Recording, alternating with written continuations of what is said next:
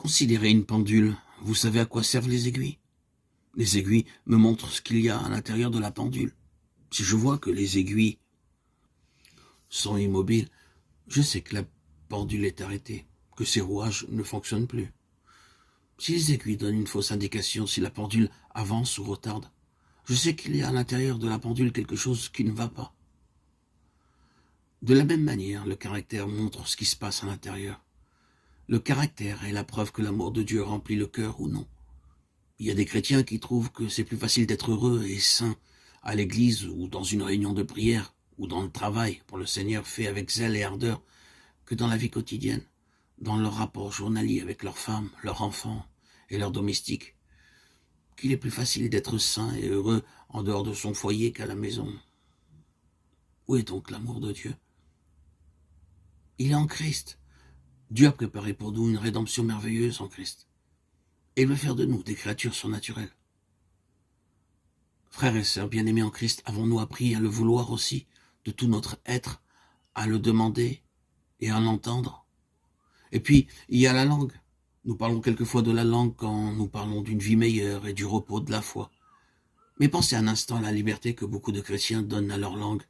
Ils disent « j'ai le droit de penser ce que je veux » et quand ils parlent les uns des autres, de leurs voisins ou de leurs frères en Christ, combien souvent ils font des remarques blessantes.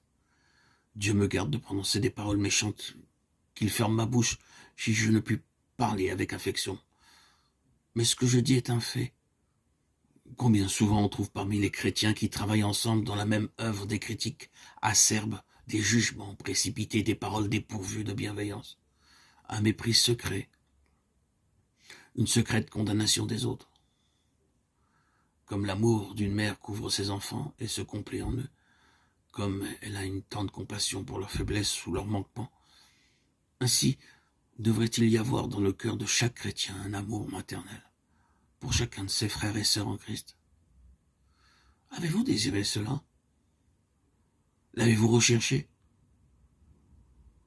Avez-vous jamais plaidé auprès de Dieu pour l'obtenir? Jésus-Christ a dit « Comme je vous ai aimé, aimez-vous les uns les autres ». Et il n'a pas mis cela parmi les autres commandements. Mais il a dit « Ceci est un commandement nouveau, le commandement unique. Aimez-vous les uns les autres comme je vous ai aimé ». Et quelle est la raison pour laquelle le Saint-Esprit de Dieu ne peut pas venir avec puissance? Rappelez-vous la comparaison dont je me suis servi en parlant du vase. Je peux mettre un peu d'eau dans un tesson, un débris du vase. Mais pour qu'un vase puisse être rempli, il faut qu'il soit entier. Et les enfants de Dieu, lorsqu'ils s'assemblent à quelque église, société ou mission qu'ils appartiennent, doivent s'aimer les uns les autres intensément. Sinon, l'Esprit de Dieu ne peut pas faire son œuvre. Nous parlons de contrister l'Esprit de Dieu par la mondanité, le ritualisme, le formalisme, l'erreur ou l'indifférence. Mais je vous le dis, la chose qui attriste le plus le Saint-Esprit est le manque d'amour. Frères et sœurs, bien-aimés en Christ, que chacun se sonde et demande à Dieu qu'il le sonde.